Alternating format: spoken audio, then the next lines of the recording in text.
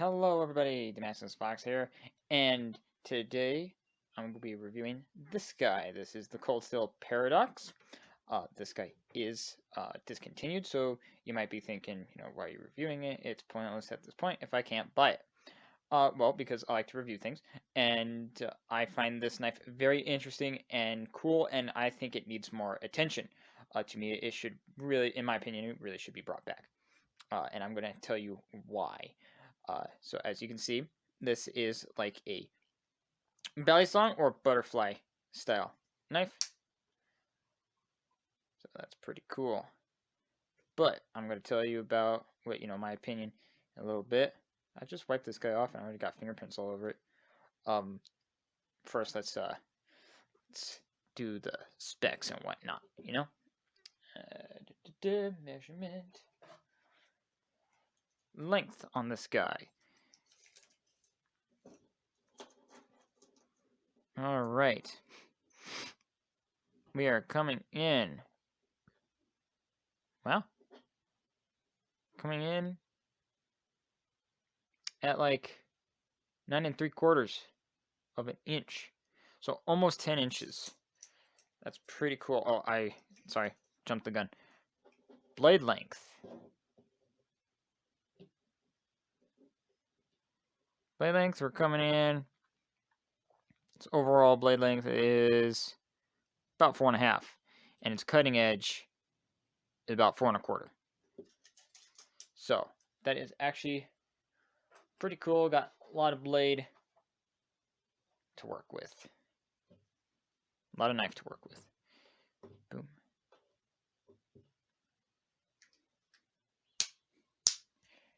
Alright. We're on ounces.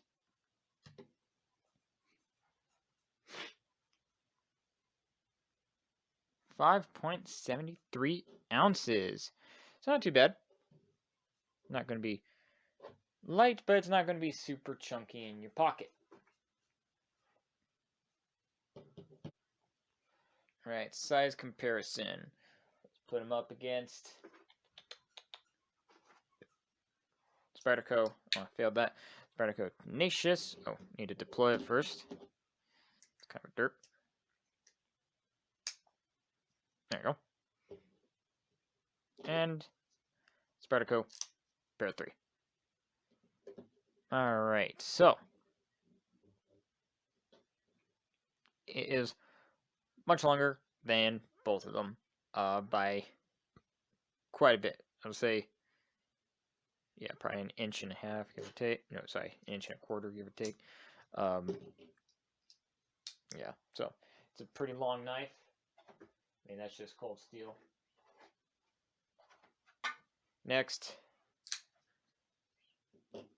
CJRB Feldspar small, CJRB Feldspar full size.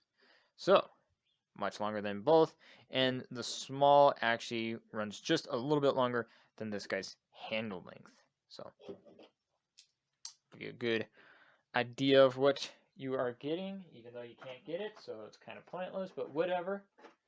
I'm going to still do it because this is just what I do.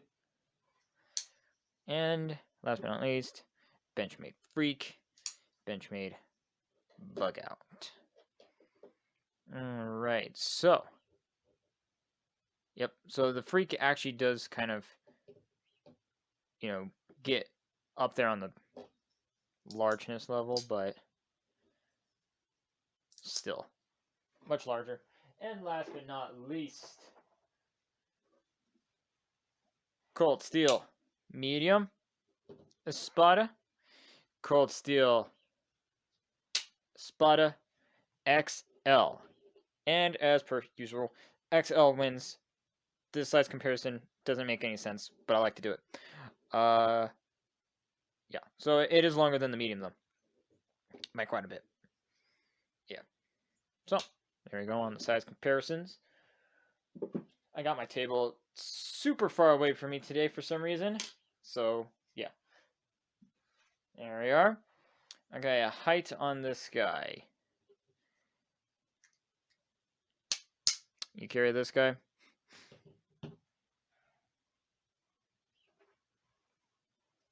here. Okay.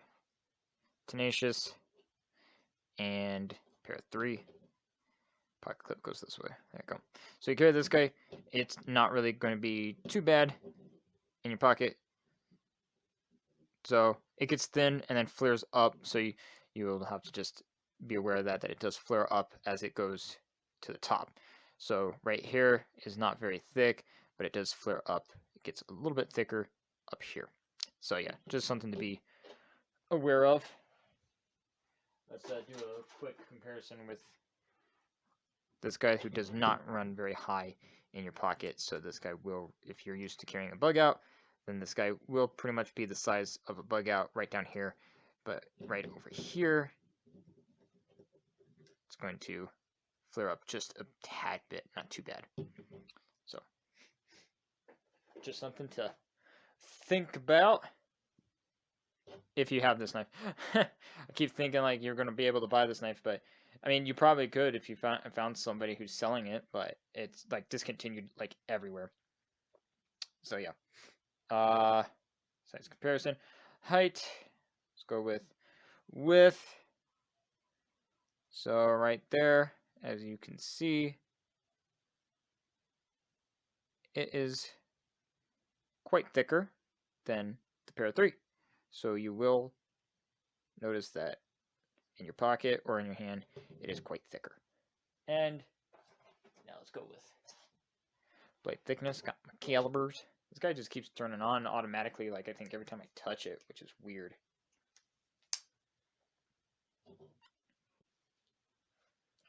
Those cutouts are me editing the video because my allergies are a little weird today, and I don't want to put in pointless things of me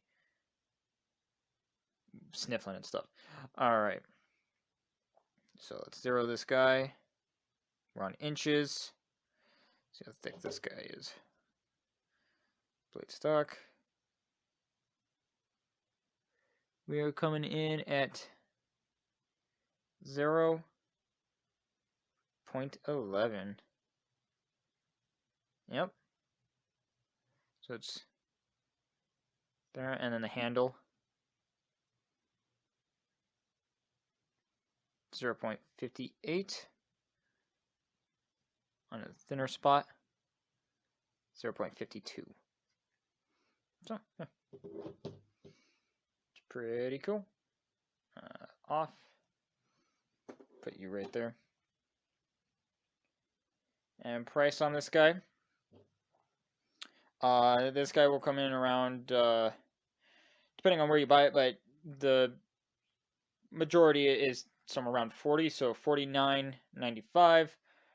So if anyone tries to sell you this, just make sure that that the price is proper to the quality and what you're getting with this knife. So it's about 44 for the Gryvery. These are the Gryvery handles. There are 2 types, which one is Gryvery and the other one is aluminum. The aluminum one is around 99 to like 89, somewhere around there, where the Gryvery is 44, somewhere around there. So that's the price on this guy. Let's check out the let's do the cut test. This guy, I've never sharpened it, and pretty much never used it. So this is basically out of the box edge, unless of course I'm unaware that it was used before I purchased it, because I purchased this at the Cold Steel Garage sale, and they had Lynn Thompson's vault where he was selling some of his personal collection, which was really cool. That's where I bought this, and that's how I was actually able to get this, because it was pretty much non-existent when I got into Cold Steel. Alright, well, as you can see, it cut very well down here, and then it kind of gets a little dull, I think, as we go through, but otherwise still pretty sharp. Yeah, it seems to be a little bit duller up here. I'm not entirely sure why, but it seems to be much sharper down here. Yeah, so it's sharp. It'll cut open a box or something like that. It's just like not like crazy sharp like some Cold Steels. But yeah, not bad at all.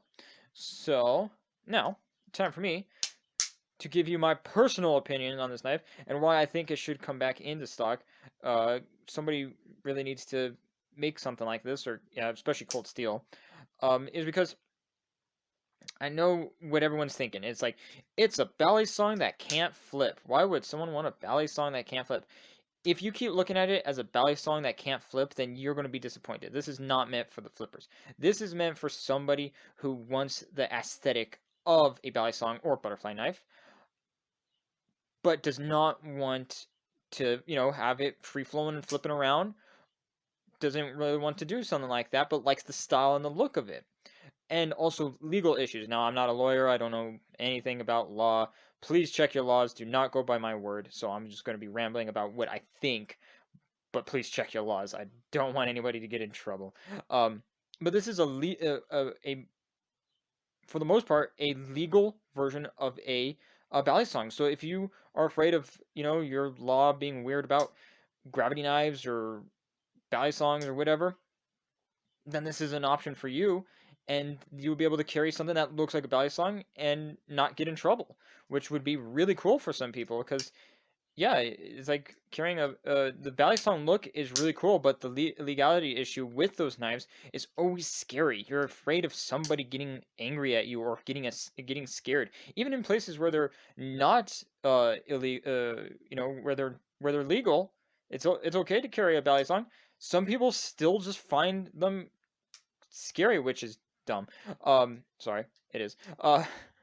But if you don't want to raise any alarms flipping around your knife like that, this is a good alternative to it. Now, this is just my opinion. You can just give me your opinion in the comments and tell me how dumb I am. But whatever, I'm just gonna give my opinion because it's my channel, and I really think this is a really good idea. As you can see, right there, it uses kind of like a slip joint um, spring style, so it keeps tension on the pins. So it has to be manipulated with two hands. You cannot use this one-handed. So you have to flip this open and then flip this open here and boom. So yeah, which is really cool. So if someone wants a knife that looks like a balisong but doesn't want a balisong mechanism, then this is a great option. And the cool part about this is it's a non-locking knife. It doesn't lock. It's a spring. It's not a lock. But it is a locking knife because this is your lock. There. So if you're like, my thing with double detent knives and slip joints is I'm always afraid of it buckling onto my hands.